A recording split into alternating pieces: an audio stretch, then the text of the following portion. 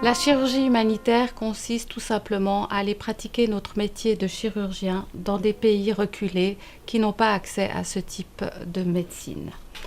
La période des missions cow-boys est terminée et heureusement. Et maintenant, cette activité chirurgicale s'inscrit dans une éthique similaire à celle que nous connaissons dans nos pays. Cette activité, dans le cadre de missions, doit s'inscrire dans une prise en charge globale des patients et cette prise en charge ne peut se faire sans un réseau d'ONG localement.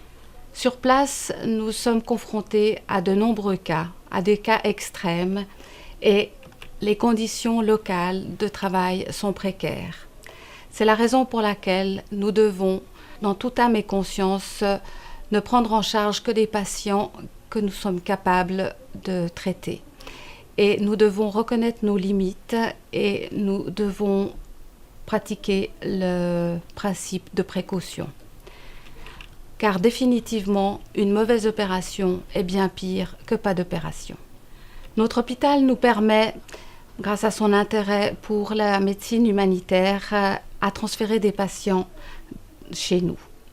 Et c'est dans ce contexte que nous prenons en charge les cas les plus complexes qui nécessitent des interventions compliquées en plusieurs étapes, comme c'est souvent le cas pour reconstruire des visages. Notre expérience se bâtit principalement sur les cas de Noma. La reconstruction des séquelles de Noma représente une part importante de cette activité. Cette maladie touche des enfants dénutris, principalement des pays les plus pauvres, des régions subsahéliennes. Et grâce à cette prise en charge, ces enfants vont pouvoir retrouver une place dans la société.